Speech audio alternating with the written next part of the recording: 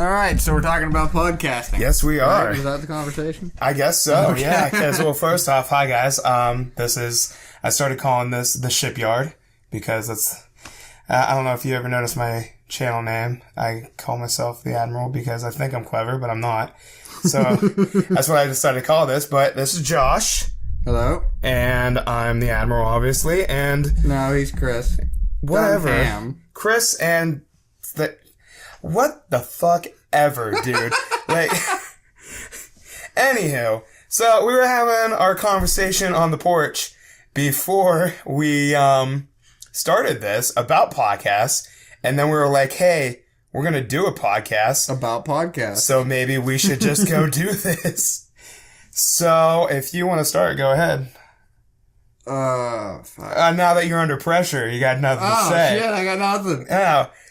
I guess the general premise of what we were just talking about was that... How to draw people in. Yeah, pretty much, yeah, because I was saying that... Well, the conversation started off because you said... I don't remember your exact words, but just something along the lines of like, what do you want this podcast to be about?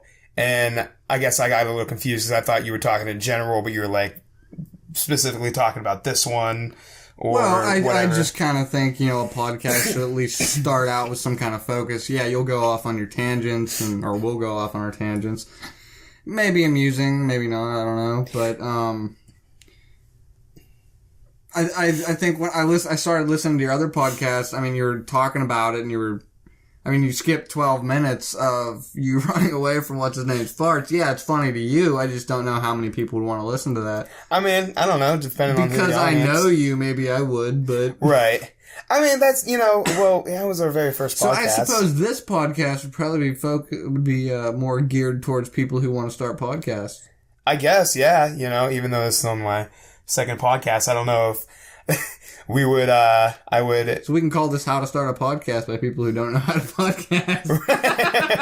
That'll be my tagline. I'll Yes, make sure yeah. it does that. I am going to turn off my screensaver so we can keep watching the audio because I don't like not having that there.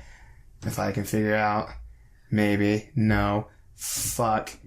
It's probably going to sound great because I'm right behind the microphone. See, this is what I'm saying. Because I'm stupid. You're not clipping. No. But, well, fuck. How do I turn off? I hate Windows 10 so much. No, actually, that's a lie. I love Windows 10. Also do I. But I still haven't got around to how... Wait, oh, here we go. Wait. Damn it. Damn it. I don't know. Fuck it. Whatever. We'll just go. I'll just hit the thing with my toe or something. And I'm just already forgotten. Oh, yeah. So we're two idiots that don't know how to make a podcast. We're going to tell you guys how to make a podcast. So listen up, chodes. This is what you're going to do. You're going to get a microphone. A. B. Think of something to talk about. C.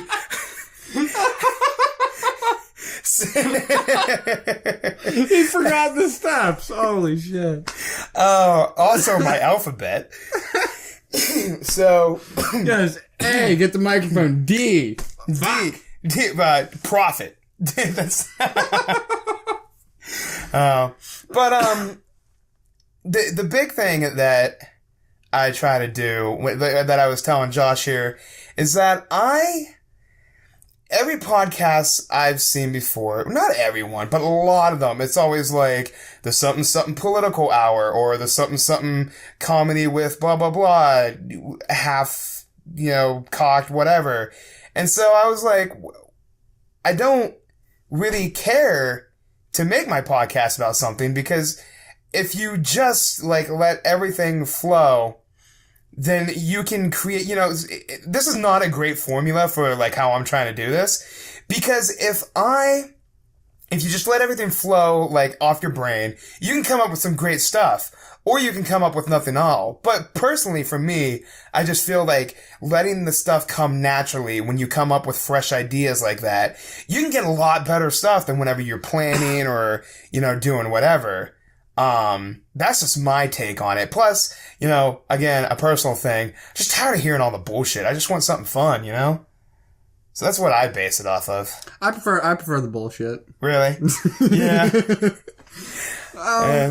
All right, so I mean, when were you first exposed to podcasts? Because I mean, like we were talking about the Mark Maron. That's the only podcast I've ever really listened to. Honestly, I mean, unless you consider things like I think the Young Turks. You know. Oh yeah. I like the older guy that's on it, but I don't really care. Then the one, right. You know, probably 30s, maybe 40-year-old woman.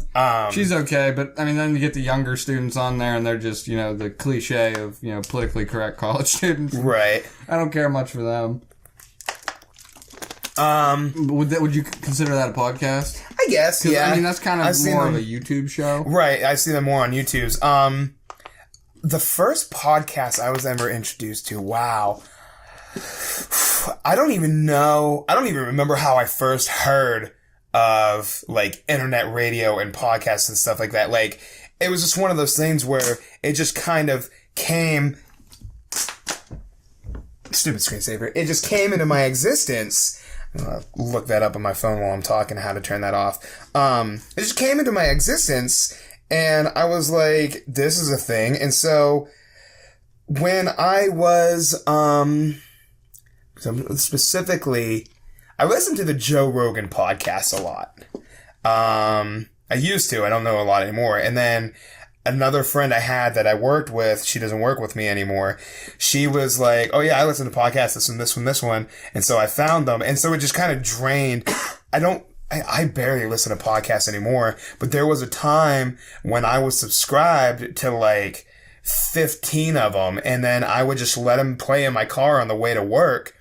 Just because whatever. But it's funny you mentioned the Young Turks, because this is what I'm exactly like how I'm formulating my podcast. I haven't watched a lot of the Young Turks. I've watched very few of them. I know who they are and everything. But interesting enough, like a week or so ago, I did watch one of them where they were talking about Mike Rowe and his he did, like, what do you call it when you're trying to, like, sell something?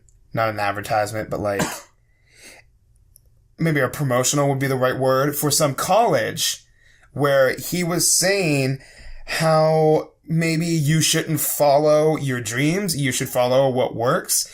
And half the people agreed with him, and half the people were like, why would you say this? Of course you should tell people to follow their dreams. Did you hear about that? No, I didn't. No, that's, so, now that I'm doing this, I can't work my brain.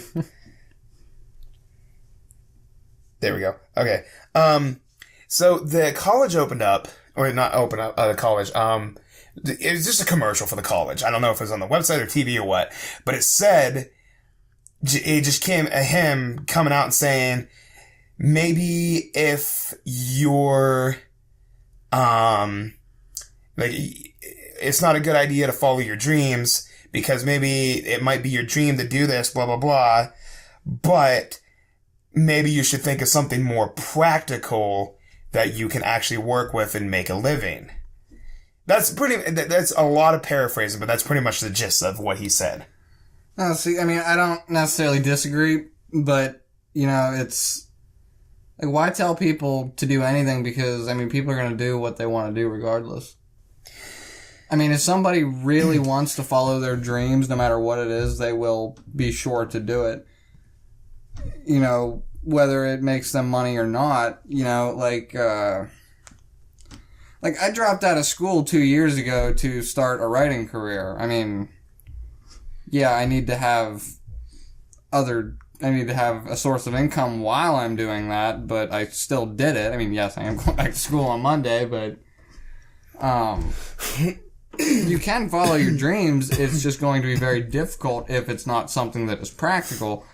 But, like, I mean, no, I don't think we should tell people that their ideas are stupid. You know, if I were to tell a lot of people that, you know, I dropped out of school to start a writing career, well, have you made any money off of it?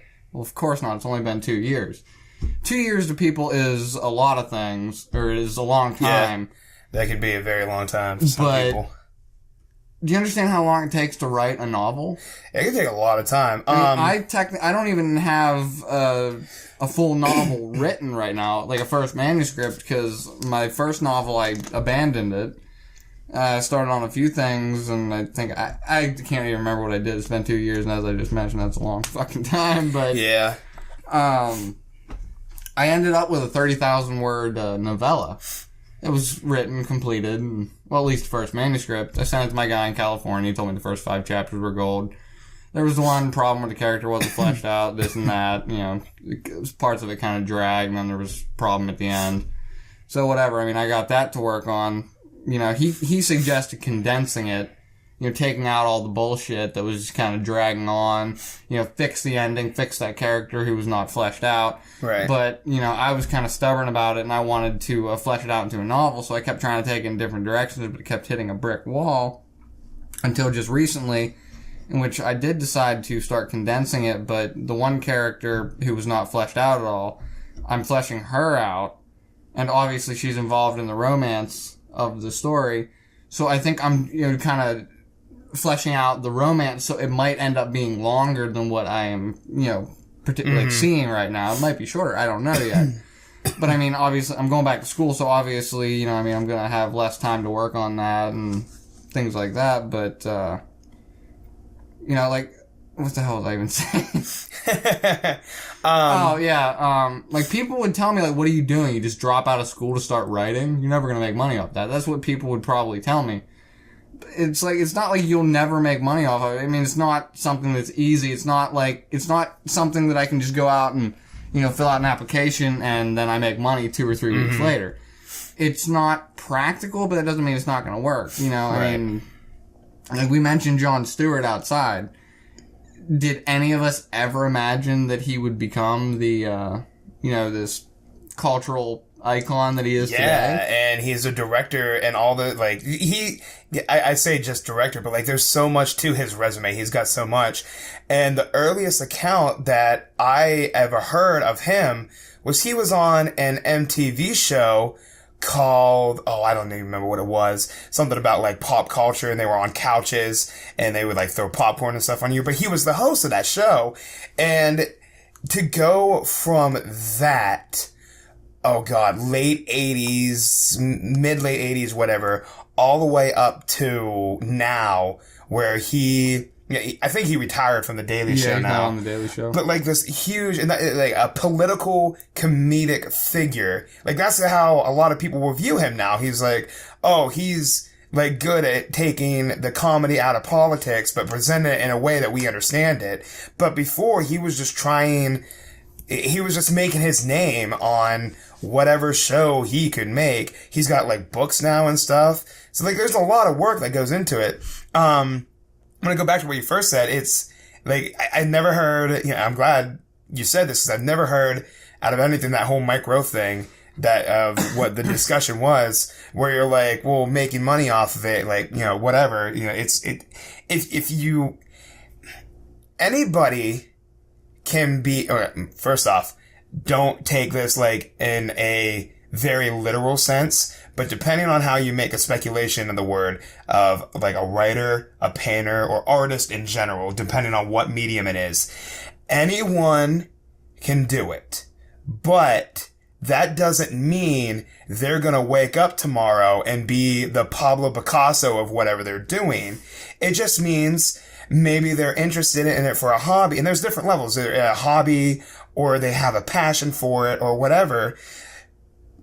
I don't know. Sometimes, like, I guess if I was going to take what Mike Rowe said and in my own terms, kind of not, I guess, correct it by my standards, is say, you don't have to live off your passion, per se. Because, one of the best examples I can think of, the Olympics just happened recently.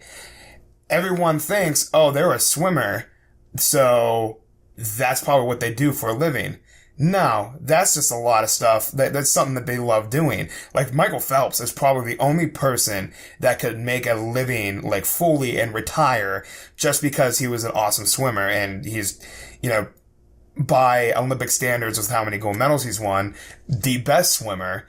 Because, like, everybody was like, oh, we gotta target this guy. We gotta have him promote our product now because everybody loves him, this and that, blah, blah, blah. Whereas you look at some of the other people, and they still have full-time jobs. Like, there was one girl, I can't remember her name. She is a mediator for Twitter, but she has a huge passion for swimming. So that's what she does in her spare time. She got good at it, and they invited her to the Olympics.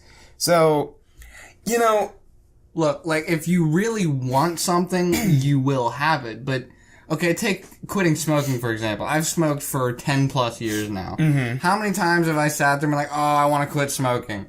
Too many fucking times. But then I try to quit smoking, and then I'm like, oh, shit, I got to put up with these headaches, this, you know, gut-wrenching feeling of needing a cigarette. Oh, well, I guess I didn't really want to quit smoking that much. Yeah. So if you don't really want it, you will not have it. Right. And wanting it is not just simply saying, I want it. I mean, I used to say things like, I want to quit smoking. Clearly not because I really wanted to quit smoking, because I don't want to quit smoking, but because, you know, I know based on what society thinks that I probably should quit smoking, or what, you know, science thinks. Yeah, well, you know, doctors or whatever, yeah, you know, fuckers. society. Yeah.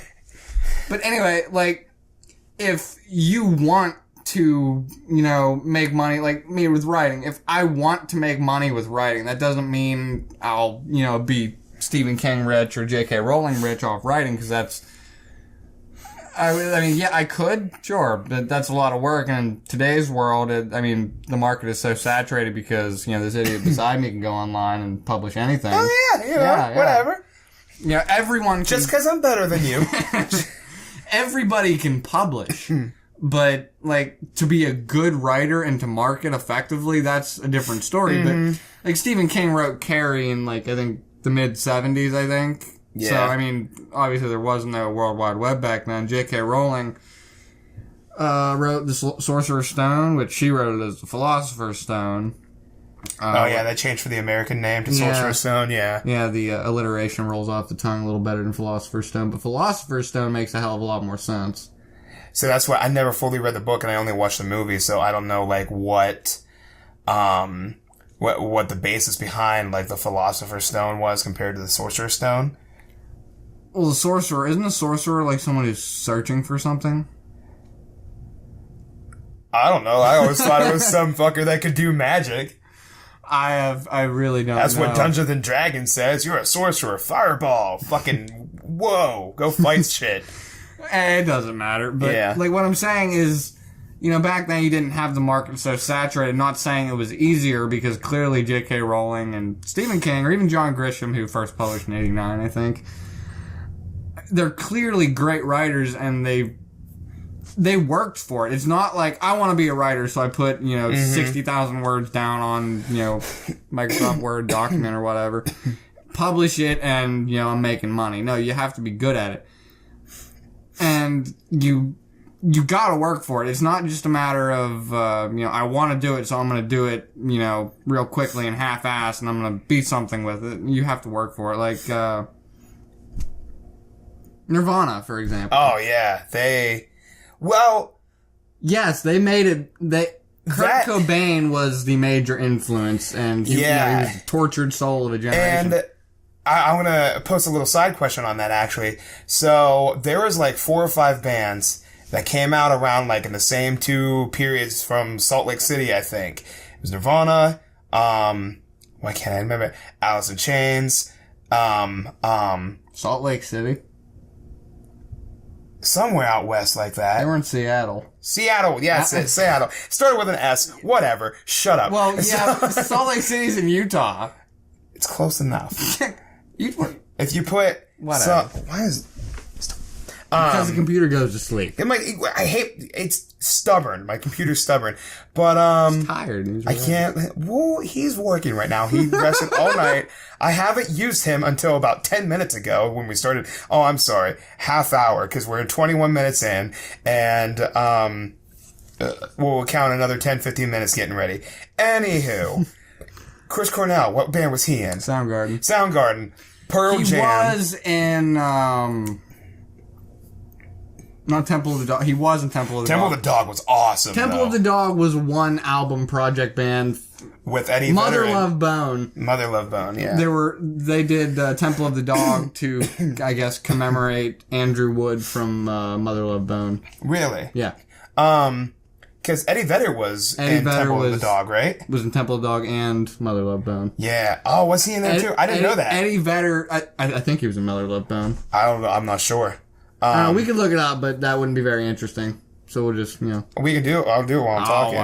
Whatever. But the question I was posing was, I don't remember the fifth band. There was 5 bands that they always commemorate together out of there. Nirvana, Soundgarden, Pearl Jam, Alice in Chains. Fuck. I don't remember it. We'll make everybody mad and throw Bush in there. So there you go. There you go. Come on, you could have at least said Stone Temple Pilots. Maybe that was it. Seriously? Maybe. Because they were the band that was hated by the entire generation because people thought they were just total ripoff. Oh, yeah, they did. I forgot about that. I remember reading the synopsis of that. But what I wanted to say about that was Nirvana was obviously like the spearhead for that.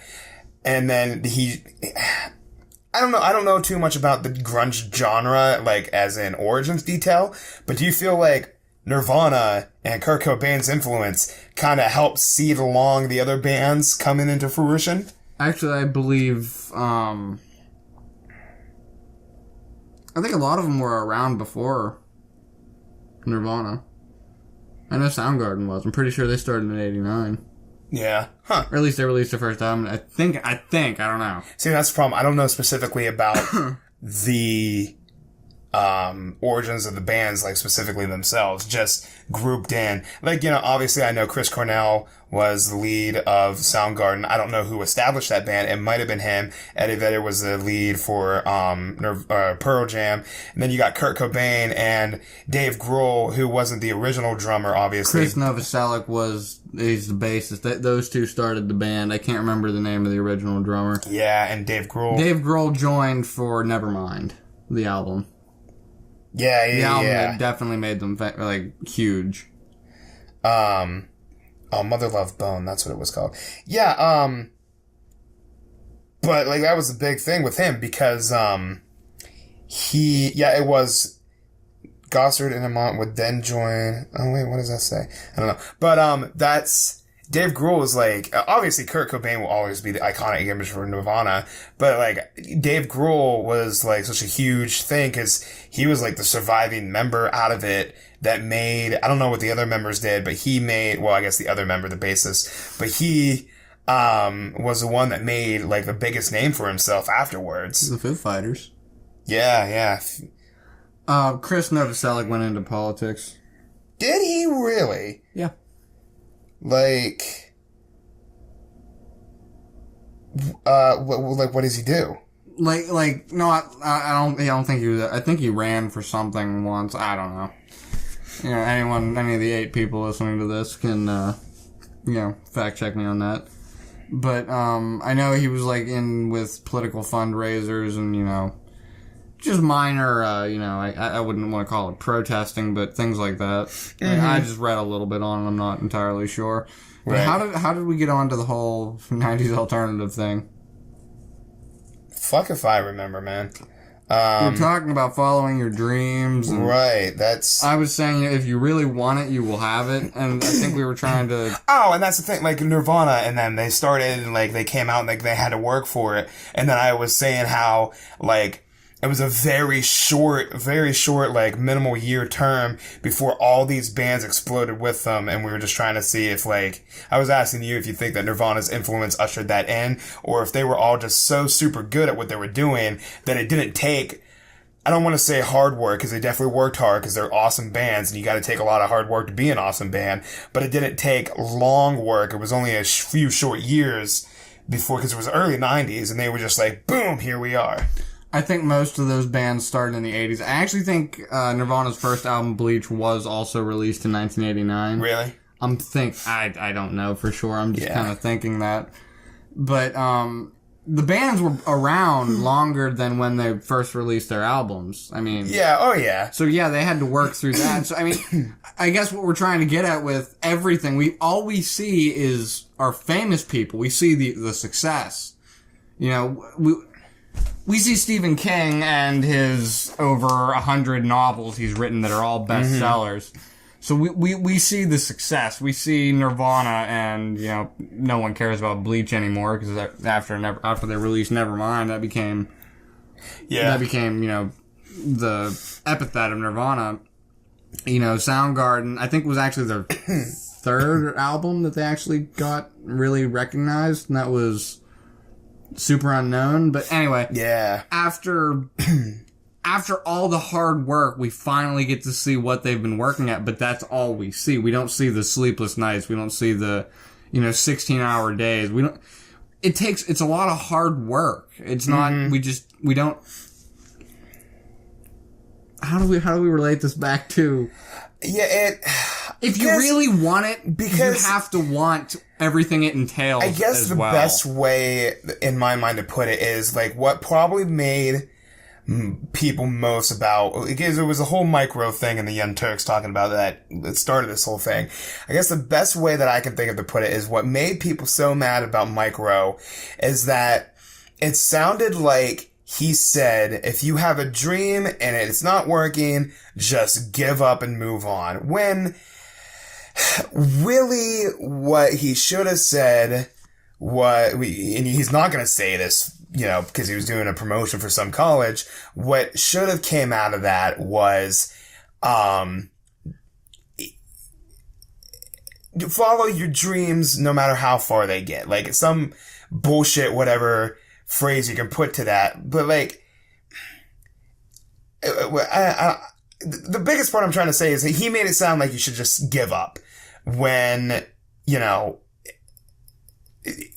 whatever you want to do, no matter how far you're going to get with it, whether you become some successful writer or become a successful musician or whatever you're trying to do, he was just straight up like, yeah, give up and go find like a suitable job somewhere, you know, sell into some like supermarket as a manager and do that, you know, where like you should just keep doing whatever you're doing. Cause obviously if you love it and you never make it super successful, you're still going to be doing what you love. Like, you're still going to have a passion for something. And with a lot of people, like, if that's gone, then a part of them just feels like they're missing, you know? And then they just, this rolls into more of like people with, maybe like a depression thing or something like that, where like if they lose something or whatever. But in general, like, I'm just trying to say, like, if there's something that makes you who you are and you have some guy just say, oh, give up and just move on to something that you may or may not love doing, then that's your life now, you know, and it doesn't have to be that way. And that was one of the points that, a guy, I can't remember who it was, on the Young Turks was saying. He gave the example, I was a lawyer and I said I would rather shovel shit because I felt awful doing what I did. I hosted something, I became a narrator or whatever for one thing, and I said, this is what I want to do. And so, obviously, he didn't come out the bat, like, as this super successful YouTube show, or however you want to describe that. He worked up to that, and then he found that spot, and he's like, cool, this is what I'm doing now, and I love what I'm doing. So, maybe you won't reach, like, this penultimate goal, but, you know, you're gonna be doing something, you know, that suits you, whether it be a hobby, a side job, or, you know, however you want to slice it out. That's just what you do, and you love doing it, and you shouldn't give up on it. And, you know, to just retell my point, that's, I think, why people got mad at that, because they were like, well, I'm just not going to give up on my dreams. You know, I'm still going to do whatever. Screw you, Mike Rowe. When that should be the attitude towards him. Like, if people were like so pissed off and disagreeing with this, why weren't they like, well, you know what, fuck you, I'm going to prove you wrong, rather than sitting there bitching about it on, I don't even know what medium they were using to bitch about it. Yeah, I don't know. There's probably, because I didn't see specific. Who is Mike Rowe? Mike Rowe, the host of Dirty Jobs. Have you ever seen that show? What's Dirty Jobs? It's literally a show. Oh, yeah. That's on like the Discovery Channel or something like that. Yeah, maybe the Travel Channel, some channel like that. I don't know. I don't watch but he TV just goes anymore. around and he sees a dude in a farm like picking up shit, and he's like, "Yeah, that job sucks. I'm Mike Rowe. I'm beautiful and handsome, and my jawline is perfect. Watch my show." And then that's it. It's at least that's how I view it. Anyway, look at it this way. I mean, like, if you've got something, you know, that is not practical that you want to do, you want to make money off of it. If you really want to, you will. You need to have the creativity to do it, and that's something we do not have in, you know, particularly our generation, but even generations past. It's just slowly declining. We have no creativity. And, you know, and that's the thing, like taking it down, like downscaling that to like specific people.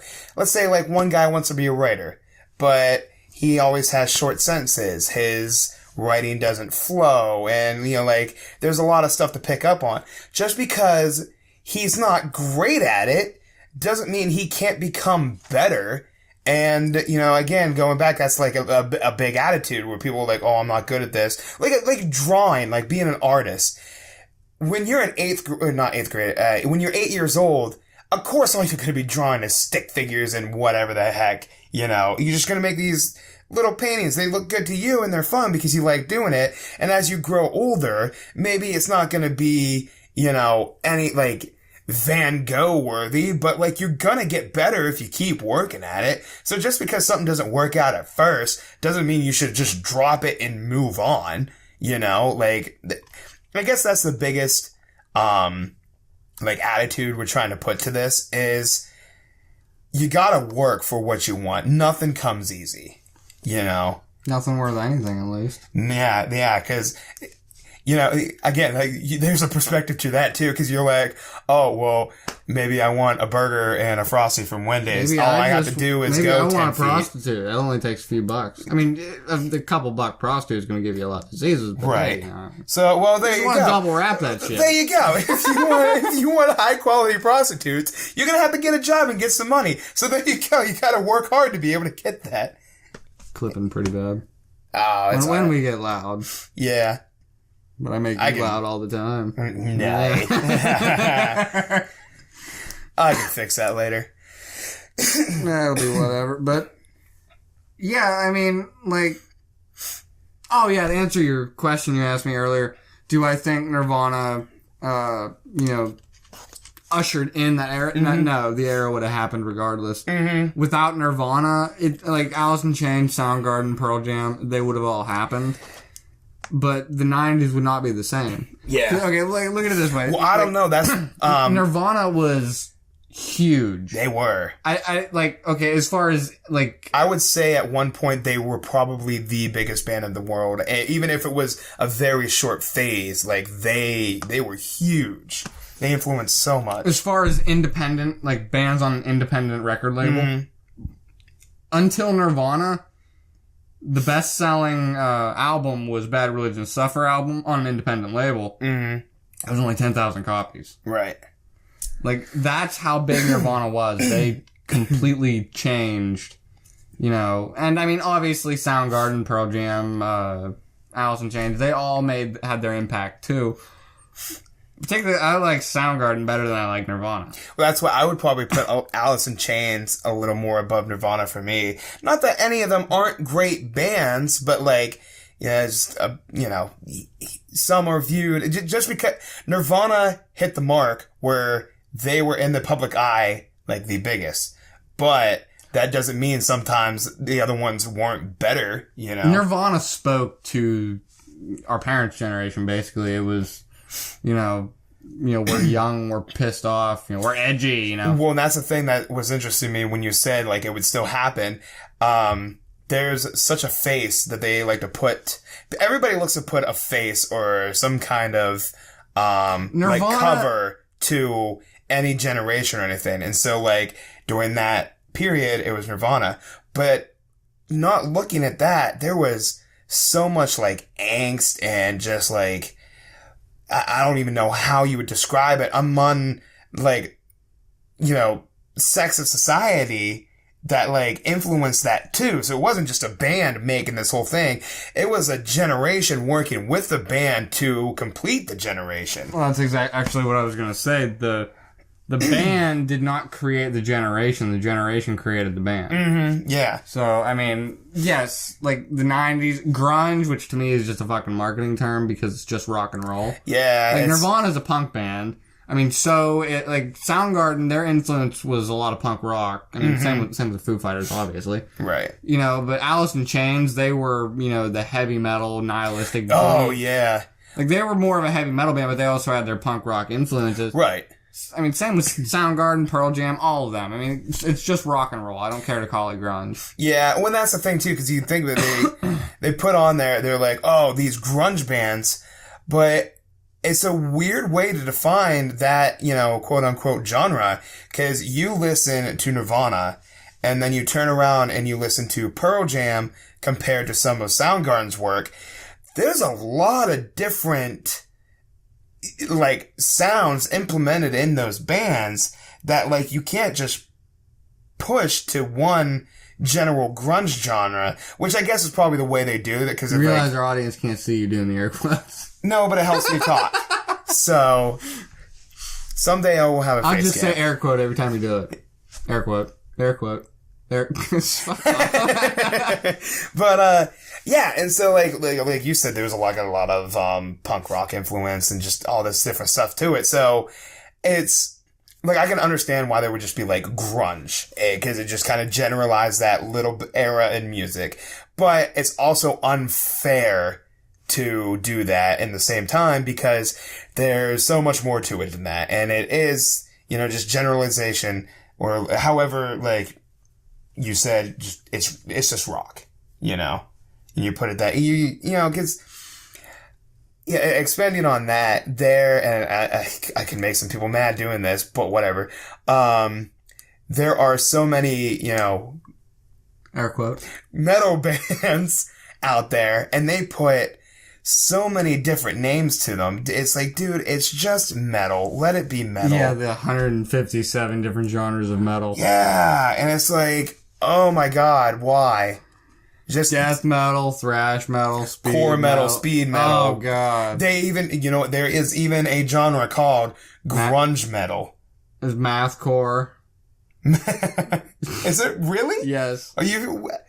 No fucking joke, mathcore. What the fuck do they do? I don't know. I don't like the new metal sound. Give me some Anthrax and we're golden, but I don't really care. 2 + 2 = 4! I think it has to do with the theory of music. I don't know. There's also, I think, Nintendo Core.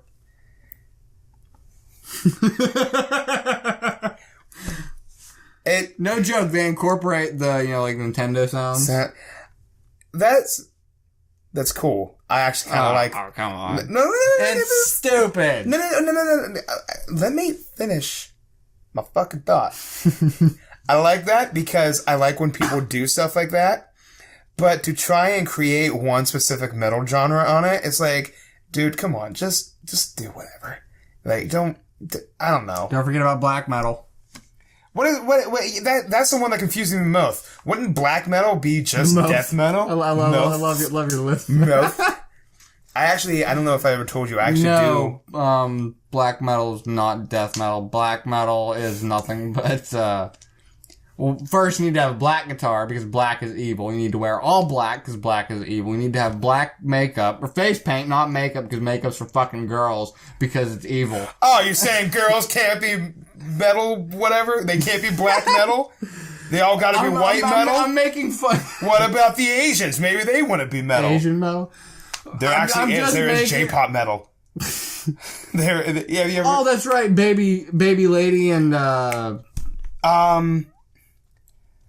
I can't remember the names of them. Yeah, there's one... Baby metal. Yeah, baby metal, that's it, because they have the song called, Give Me Chocolate. Yeah. Yeah. Mm-hmm. But anyway, no, I was just making fun of black metal because black metal... My bassist, Dustin, is a black metal head, and, So all I'm getting from it is literally everything just has to be black. Not really. It's, that's the look. Like, say, for example, like, grunge, air quotes. Mm-hmm. like wearing flannel. I was gonna say it's all 90s flannels and ripped blue jeans. Yeah. So I mean, they had the particular look. Black metal, it incorporates nothing but tremolo picking and octave chords. Huh. I was gonna say it. And your band font that you write your logo in, you can't read it. Period. It's so dumb. I know. I don't like the music my bassist really does. It's just so weird. 'Cause it makes me think of glam metal. It's like it's just big. You're gonna get. I'm gonna tell all the the metalheads I know that, and they're gonna come down here and punch you in the face for saying that. You go to a black metal show and you try to fucking say that, you're gonna get jumped by 80 pissed off kids dressed in black. And I'll kill all of those 11th grade pussies who are there because they hate their parents. No, honestly, that whole not until the end there when you kind of put it all together. Most of that description just sounded like glam metal. You're talking about, it sounds like emo kids who are just pissed off at their parents and, so they're just wearing all the eyeliner. I don't know. And the little bumfuck town we live in, that's most of the people, I won't say all of them, I'll say most of the people I've seen. First off, I'm not saying that's wrong on every level. I don't want people to actually hate me. I hate you. Yeah, but you're tiny and I can throw you. I'm just saying. I'm up to 130 pounds right now, remember? Oh, yeah, that's right. Damn. Oh, good thing I'm only, retarded? Maybe 145 pounds bigger than you. Not like that's gonna make any difference. Anyway, to finish my thought, glam metal. So, but like, it sounded like more, it was like the stylized part of it, where like, that glam metal back in the 80s and big hair bands and all that, it was just like, that's just what it was. And then they had a specific style to it, and that's the big reason why they called it glam metal, because every one of them was glamorous. Yeah, because they were all like, they had this big poofy beautiful hair. They had like trendy whatever shirts, like they're all ripped up. They made him like look more manly. They wore a lot of makeup. Yeah. Like what is the band? In Excess, I think. Yeah. They literally look like women. Yeah. And shut up, phone. That was your phone? I thought we had a ghost in here. I was about to freak out. Yeah, you never know. I'm about to piss myself. I'm not gonna check that later. I'll check it later. I'm not gonna fucking shut up. I don't want to talk to you right now, phone. But yeah, so, and they all had tight pants. Like, way too tight pants. Kind of like today? Dude, I didn't even think of, we totally, like, made full circle on that. Except for they're not made out of spandex or leather. They are skinny jeans. My 50-year-old gay friend told me that, all trends come full circle. Yeah, that's true. If you think about it, long hair is coming back into style. Right, yeah. I mean, right now, kids are like, oh, my hair is so long. I mean, it's like just a fucking Hitler flip. And I'm just like, you don't know a goddamn thing, dude. Well. But, I mean, it is coming back. Before you know it, like, technically right now, considering how tight things are on people, these are considered baggy, and they're not. Mm-hmm. Well, that's the same thing with my cargos. Like, they're whatever. Baggy clothes are going to end up coming back in style. At least baggy pants. Yeah, everything. They all do kind of come full circle. It does. Like, well, that's the thing. Everything is retro at some point in its life. Because time only moves forward, so. Yeah, if you didn't notice, there's a lot of people trying to, bring retro things back. I mean, how many people do you see walking around being all retro? I mean, I think a lot of it's women. Mm-hmm. Yeah. Well, a lot of women want to be retro, but to be fair, like not to stereotype, but to be fair, it does seem to be that woman will like stylize more than men do. Women, whatever. Man will stylize more than like men seem to do. But that's also like a trend that I can't tell if it like just kind of happened for a quick second or is kind of flowing back in. But like back in the 90s, there was like that metrosexual phase, and that kind of died out and like whatever phase came in or like people were normal, blah, blah, blah, you know, quote unquote normal. Wait, hang on. Oh, air quote. That's there you go. So, but then like you kind of see that back a little bit because guys have like those, you know, like the side shaved flip back haircut. Like that's a big thing. Beards like made a huge thing. Yeah, I don't know what's up with that. I mean, I got my little goatee thing. That not your, you know, underwear. Well, this is. Did you say Unabomber? You said underwear bomber. I meant Unabomber. So you were right by mishearing me. Okay. Well, okay. But this is all due to laziness and nothing else. Okay. Yeah. Nice. But yeah, like they just trendy whatever, and they're, you know, stylizing themselves more. But I don't know. Things come and go, whatever. Not that it's bad or a good thing. I don't really care because I don't let it affect me. But I mean, I definitely, bless you. There was definitely a point when I was in high school where I was like, yeah, I want to look. I want like whatever. And so I did stuff. Like there was, I'm not proud of this, but there was a specific time in, I don't even remember what grade I was in, like 9th or 10th grade, where my dad gave me his old leather jacket, like a legit, like, biker leather jacket, and I wore it to school. I was like, I like this, it's cool. And then I kind of developed, like, darker blue jeans, and I had boots, like, legit, like, half inch to an inch, like, male heel biker boots. Like, I had this look with all that. And I didn't look good, but I was like, yeah, I'm cool. I wasn't. I was so far from cool. But it just happens. And in high school, I wore, you know, baggy shirts, baggy pants. Mm-hmm. Didn't talk to anybody. I was like now? Yeah, pretty much. Yeah, except I don't wear as baggy clothes. I don't wear baggy clothes at all anymore. Thank God, because with your body size, you'd probably look like you were 9. But yeah, I was the loner in school, just didn't talk to people, kept people away. A lot of people were afraid of me. It was kind of funny, really. Nice. Of course, back then it probably wasn't. But I'm 23, so who cares? Fuck them. Yeah. Unless they're going to watch this, which probably not likely, but... I always forget you're 3 years younger than me. 3 years? Wow, that's so long ago. Dude, you know... We've known each other for more time than that. Right.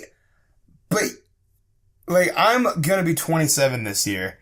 Like, I'm getting to that point... I'm turning 24 in a few months. I feel so fucking old. You let me fucking finish. It's just, I don't know.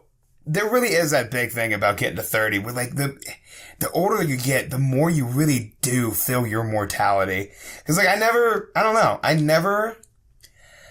How do I want to say this? Like, growing up, I was just like, whatever. And then I was getting into my 20s and everything. Like, yeah, college, this and that and everything. Like, everything's great. But then, like, the more you grow up, it's like, oh, like, there's this stuff and that stuff. And now I should start thinking about putting stuff into a 401k, which I already have. And just all this other stuff you think about. And you're like, this is all happening because I'm going to die soon. And you're just like, oh, fuck, I've done next to nothing with myself. And I'm almost 30. What the fuck? And then you just get this overwhelming sense of mortality and like, what am I going to do like from now on, you know?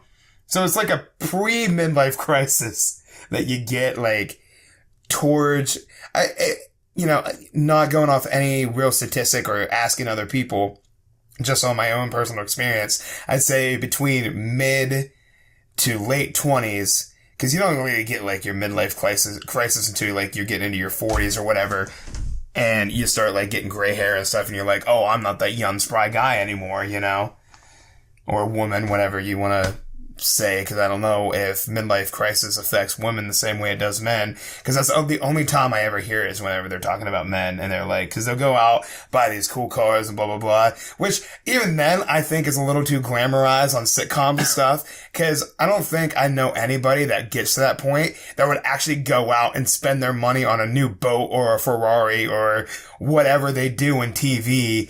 And they're like, yeah, look at me. I'm that young, cool guy again. Well, it's like, when did you ever have that Ferrari in the first place? That's right. You fucking didn't. Sorry, I just went on a huge tirade about that. Well, the media is going to caricature things like that. You know? I mean, that's what makes it interesting. You don't want to sit there and, like, showcase someone going through an actual midlife crisis. Right. You want to kind of showcase it. You want to caricature it. You want to inflate it, really. Like, okay, like, look at 2.5 Men. I just walked past my dad the other day and he was watching it, and I can't remember which one it was. I've seen most of them, I think. But, it's a decent show. Yeah, it wasn't bad, but all the women Charlie Harper runs into are dumb and want to have sex with him just because he has a beach house. Yeah, I'm sure there are women out there like that. Oh, yeah. But it's not every woman. Yeah, it's like some every of them are smart. He meets is like hot and flustered for his house and his car. Uh-huh. Yeah. Well, that's what, yeah, women like that exist, but like not all of them. Not every single one. You're inflating the whole thing because that's more interesting to watch. It's more entertaining, I guess. That's the big, like, the whole thing with Hollywood, because it's all about, like, looks and one stereotypical just line of how people see other people, and it makes it entertaining to them. You don't actually look at the other parts where Charlie Sheen, you know, like, wakes up and actually has serious thoughts about his job and, like, his whole life in general, and just then he gets drunk and has sex with random women. Yeah, he doesn't have, like, any. So he lives out the character. He's a method actor. Pretty much. Dude, I've had a lot of people tell me they love the show because that's pretty much just Charlie Sheen, just drugs, alcohol, and hookers. That's, yeah. I mean, good for him. Like, I heard he has Hep C now, but he lived a good life. He fucked so many people, drunk and all that. And he's had more than enough, you know, redemptions coming back. And he's rich. Yeah, so good for him. Money doesn't buy happiness. Well, you know, what's that Daniel Tosh joke? Daniel Tosh. I'll just shut up and deal with it. Fuck Daniel Tosh. Shut up and deal with it. And he said about people are lying when people can't buy happiness. And he's like, have you ever seen anybody frown on a wave runner? Which, you know what? Now that I think about it, that can happen because I'll pull it up for you real quick. You ever had your heart broken on a wave runner? I mean, depends on what you hit when you go crashing into that pier. But I'll show you right now. There's a girl I work with, and I don't want to. I said heartbroken. Yeah, and if you have a spear, go straight through your heart. Oh, okay. That was a pretty thin joke, dude. You're thin. Okay. This girl I know at work is vacationing, or maybe she's just stay out in the water. I have never seen somebody look so sad while waveboarding. Look at her face. She looks like, I don't know how to describe that. This so unhappy and one of the most fun things you can do in your life. So I kind of think she might just be concentrating. Either way, they snapped it at the perfect time, and I can use it as my argument. Oh, okay. So, no, hang on. Okay, well, how about that guy? He's with her doing the same thing, and he's like, Daddy doesn't love me. That's exactly what it looks like. He looks like he's bawling his eyes out.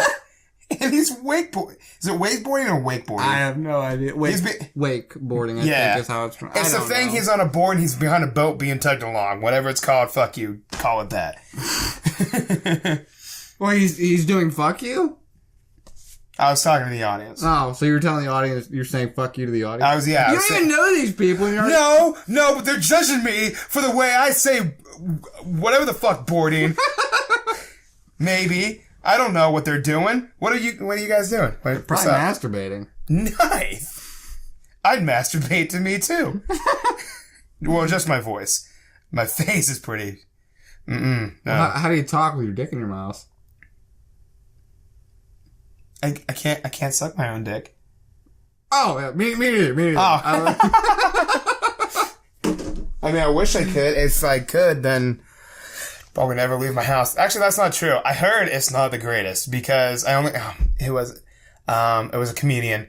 He met Ron Jeremy, and he was like, because that's how Ron Jeremy first got into porn. It was some kind of forum thing, and he was like, yeah, it's huge, and I can suck it. And they're like, we want to see it. So they saw it, and they're like, you're going to be a star, porn star. And so some comedian saw him in the audience. He was like, can you still do that, man? He was like, nah. And he pats his stomach. He goes, too many sandwiches in like old age. And the comedian was just like, I wish I could remember who it was. He was just like, think about that for a second.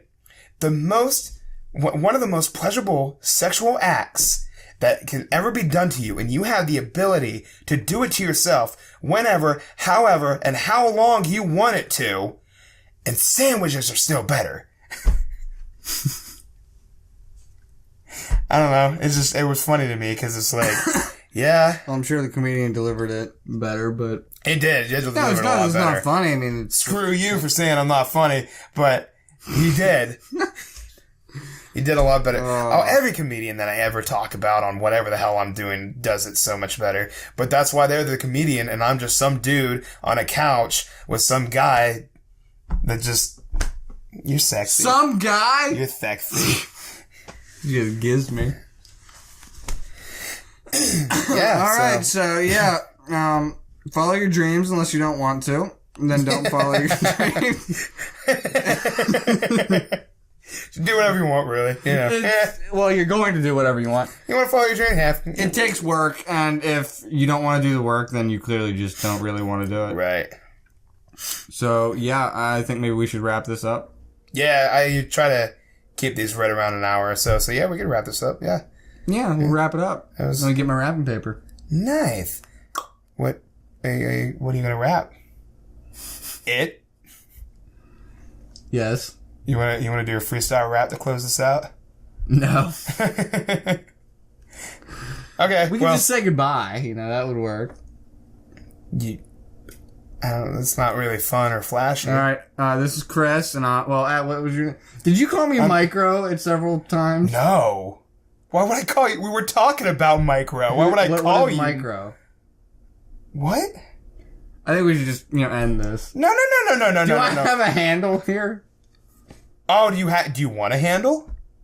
I want your handle. It's after the podcast is done, so let's hurry up and close this up. Okay. No, I'm legitimately I wasn't clear on how you say it. Did you say like micro, like small micro, or did you say? I kind of thought you. Oh no! The only thing I said that ever sounded like that during this podcast was Mike Rowe. Oh, that's right. We were talking. Okay, I'm gonna.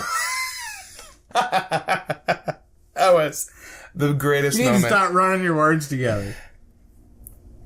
I don't talk good. I don't. Mike Rowe. Mike Rowe. Maybe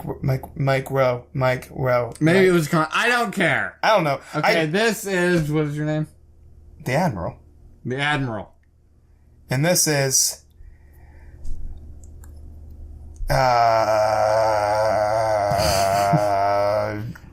Joshy Poo. Well, no, you gotta call me Joshy Bear if we're gonna do something like that. Joshy Bear? Yeah, that was Can I call you Joshy Poo Bear? We can just stick with Joshy Bear, because actually I have friends who call me. Okay, so this is... The Admiral, and this is... Joshy Bear. Joshy Bear, courtesy of my parents. Well, my mother. Courtesy of my parents. What, your dad wasn't part of it? Well, I've never heard him call me Joshy Bear.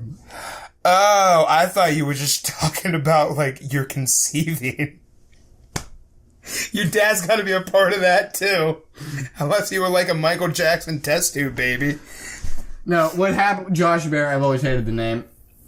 My, no matter how old I am, my mom, my Aunt Teresa, and maybe my grandma are still going to call me that. But then I had, at one point, my buddy Brian was living with me. When I was living with my mom and Corey.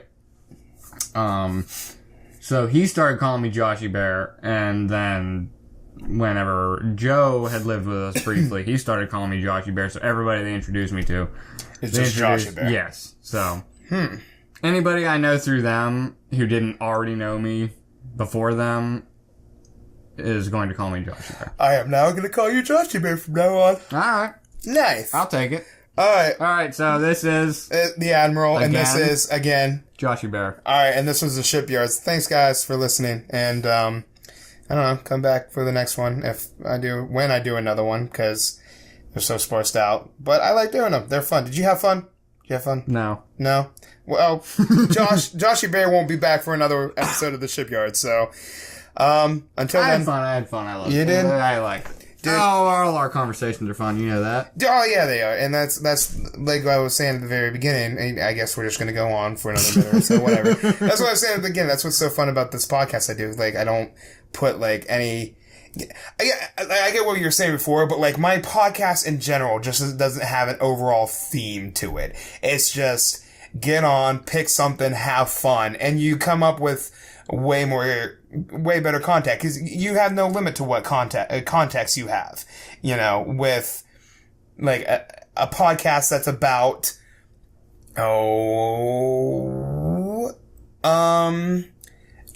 like guitars. There's a lot of history behind guitars. There's a lot of bands that use guitars, obviously, and so there's a lot you can talk about. But, like, you're just still generalized to one specific thing, so who knows where and if you can go to multiple places with it. But, like, this, it's just fun, you can talk, and just, it's all together. And you're probably just going to cut all this out after you said this was Shipyard. No, I'll just do it again. You're going to, okay. No. Alright. So I'm the Admiral, that's the Shipyard. Goodbye!